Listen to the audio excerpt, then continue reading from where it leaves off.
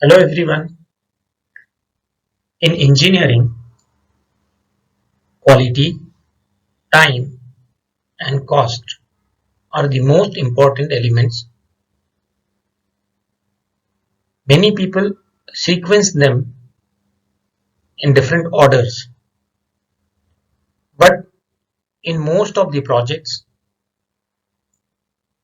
cost matters the most. So this shows the importance of finance and management of finance in engineering. After the presentation, you will be able to define project financing, understand the key element of project financing, and will be able to list the sources of finance. For effective understanding of this topic, we need to understand the terminology used in this presentation. We have to understand the meaning of certain words to understand this presentation clearly. Non-recourse is a term used for a loan which is made to finance a particular project with the condition that the project's profit are the only asset out of which the borrower is legally obliged to repay the loan.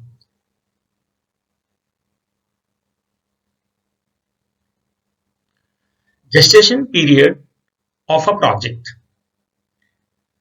This gestation period of a project is the duration from the starting of the project to the completion of the project. It is important because all the financings or finances are used during this period. Capitals are required during this period, and repayment of loans, which is taken as project finance, starts after completion of this period. Syndicate of banks. Generally, these are the groups of different banks coming together to finance a particular project. The coordination between these groups of banks are done through agents. Accruals. It is the accumulated fund or capital in the form of profit and depreciation amount. This profit and depreciation amount can be used by the firm for financing any particular project. Dividend. A sum of money paid regularly, typically annually, by a company to its shareholders out of its profit or reserve. Bond. A bond is a loan to a company or government that pays investors a fixed rate of return over a specific time frame. For any particular project, government or company may issue a bond. Those bonds will be bought by investors. The money arranged through bonds will be used for the completion of project. The person who buys the bond will get a fixed rate of return on his investment. Credit. The ability of a customer to obtain goods or services before payment based on the trust that payment will be made in the future. Just like we use credit cards. In project finance, this credit is used through the banks in the form of bank guarantee, which is also known as BG, or through letter of credit. Project financing is financing the development or exploitation of a right, natural resource, or other assets where the bulk of the financing is not to be provided by any form of share capital and is to be rapid principally out of revenues produced by the project in question. The project lender looks wholly or mainly to the project as the source of repayment. Its cash flows and assets where appropriate are dedicated to service the project loan. The project cannot even begin to provide for repayment until it is operational and then depends on continuous sound operation. So its analysis is critical. The financing of the project is made available and the money is invested before the construction of the infrastructure is completed. We had already discussed about gestation period. So the project financing is active during the construction of the project till completion of the project. The project lenders have no recourse outside the specific project or only limited recourse. This means that the project lenders limit their recourse to the project company's asset and revenues in the case of project company is unable to repay its debt. Therefore, there are no guarantee of the project company's obligations to repay loans other than the security provided by itself. This is very important and interesting to understand. A project is financed under project financing has no obligations on the company or organization who takes this loan. If project fails, the lender can recover the money only from that particular project. There is no obligation on the principal company to repay that loan through their own capitals.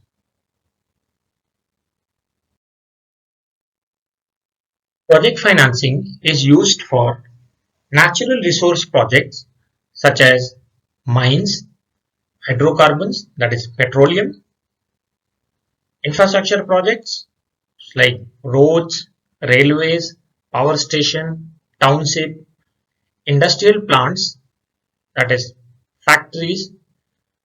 Project financing is generally used for time-tested projects where returns are guaranteed or assured. It is never tried for projects which are uncertain in nature, like research and development projects. There are many definitions for project financing. We'll see such one. It is a method of financing very large capital intensive projects with long gestation period where the lenders rely on the assets created for the project as security and the cash flow generated by the project as source of funds for repaying their dues. Very interesting to see all the components of project finance is clear in this definition. Project finance basically done for large capital intensive projects. Their gestation period is long. maybe in years. And the most interesting part is lender has to recover its capital invested into the project and the profit through the security and cash flow generated by that project only. That is the only means to get repayment of the money invested into that project. He cannot recover his money from principal organization. He has to recover the money which is generated through that particular project. So it is very key to success that project. If the particular project fails, it is very difficult to recover the capital invested into the project by the lender. And this is the reason why financing is done, that is project financing is done on time tested projects, not any innovative idea or research projects. Let's understand the process of obtaining project finance through the flowchart. The first step is to prepare a feasibility report of the project, apply for necessary government approvals and permissions. Once feasibility report is ready, required approvals and permissions from the government is granted. The organization has to make arrangement in principle for funding of working capital. Once the funding of working capital is worked out, an application for loan shall be filled. Once the loan application is filled, make a provision for site inspection by financing institution. Financing institution will require certain clarifications and documentations for the project financing. Once all the documents and approvals are clear, examine the letter of intent and both the parties will enter into an agreement after signing the loan agreement. Then organization can initiate process for raising equity capital. Finance document. We'll discuss in brief about the documents, as we must have some information about the documents. So one of the most important document is agreement. This agreement is entered into between project company and a bank or a syndicate of banks represented by an agent acting in their name and on their behalf if the loan is syndicated. This agreement will provide for the partial financing of the project, since the project will also be financed by equity, subordinated loans, host government subsidies, etc. The loan agreement will be contain the following provisions. There will be many more things, but we will list out some important ones. It will have general conditions, drawdown mechanism, interest clause, margin protection, representation and warranties, undertakings, event of default, hedging, which is protection of a borrower from adverse movement in currency exchange rates, interest rates and commodity prices, security packages, etc. There are two ways of arranging the finance for a project. Equity financing, that is money invested into your business in exchange for a share in its ownership, or debt financing. Debt financing is usually in the form of a loan where the principal amount borrowed and interest accumulated on the loan needs to be paid. These are the two ways of getting a finance. In short, we can say that equity is nothing but the shares and debt is loan. When somebody buys a share, there is no fixed rate of interest on the share. Share prices may go up or down. That means he is fully associated with the company. If the company does well, project does well, shares will go up. He will earn more return on his investment. In adverse conditions, share prices will go down and he will bear more loss.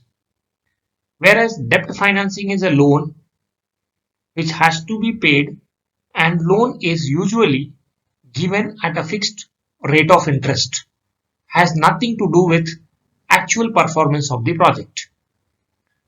We can conclude project finance can be done through two ways: by arranging equity financing, that means shares, and by debt financing, that means by getting loans.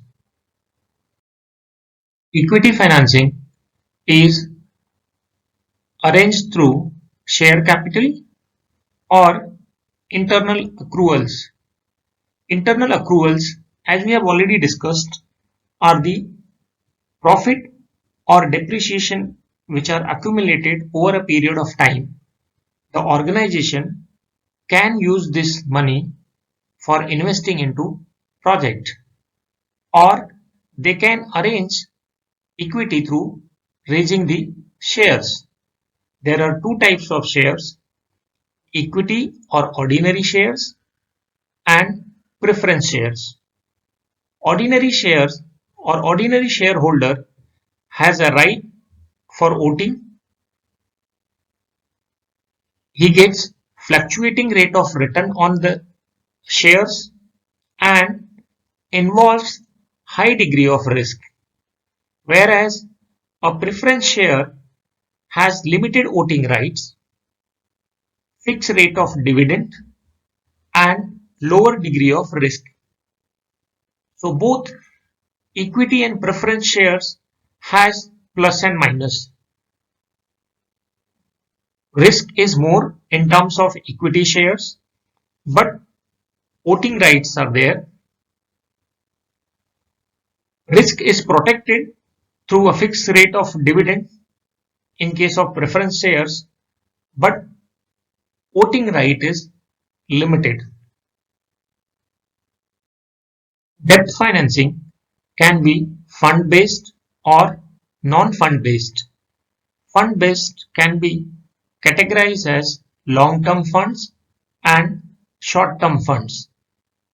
In long-term funds, we get term loans, debentures, corporate bonds.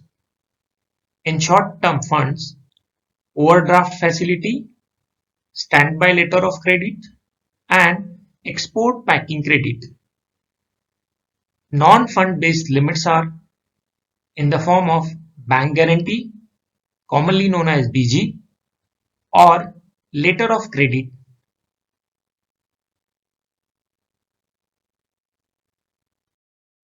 In fund-based financing, long-term debts are in the form of debentures, term loan, corporate bond. Debentures are instrument acknowledging the debt. They are available at fixed rate of interest. They have fixed maturity period and secured by floating charge. Term loans are granted for a fixed tenure. They also have predefined utilizations. They cannot be utilized for any other purpose than what they have been asked for. Secured by equitable mortgage, and they are economical source of fund as compared to debentures. Corporate bonds are an alternative to bank financing, mostly made as a project tailored funding, and cost saving through disintermediation is also achieved. In short term debt, cash credit, standby line of credit, overdraft, that is OD, export packing credit are available. Cash credit is a need based working capital secured by pledge of inventory and interest charged on amount utilized on daily basis. So here one can have a cash credit of certain amount, but they need to pay interest on the amount utilized, not what they have got from the bank. Standby line of credit for meeting need-based working capital secured against inventory and other current assets, high rate of interest as compared to cash credit. Overdraft allowed in current account. So this OD facility is only allowed for a current account holder, lower pricing than cash credit, provided for very short period of time. Export packing credit, working capital assistance for export, internationally comparable interest rates, and this also facilitates credit in terms of popular foreign currencies. The other type, that is non-fund based limits, which are letter of credit LC and bank guarantee. Letter of credit eliminates credit risk, minimum rate of interest, secured by means of fixed deposits, whereas bank guarantee facilitate exporters in securing overseas contracts issued against margin money and term deposits.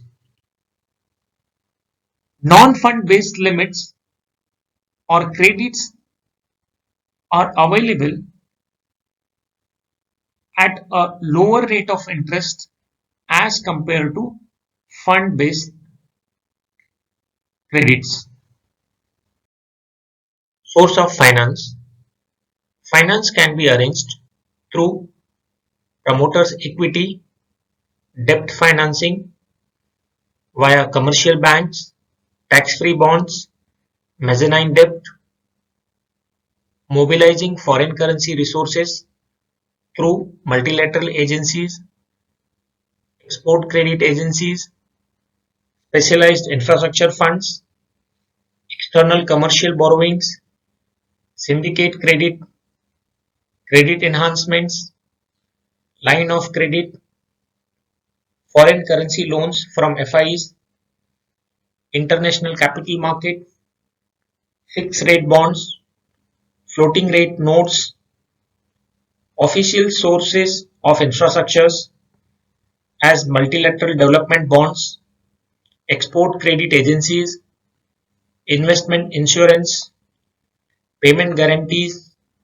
co-financing, political risk guarantees, SEB bonds, and others like subsidies and guarantees, foreign aids and donations, lease and hire purchase financed by financing intermediaries. These are the various ways of arranging finance for a project. It is important to select suitable combination for successful completion of the project. In the presentation, we learned project financing, Project financing is used for equity financing, debt financing, and source of finance. Happy learning!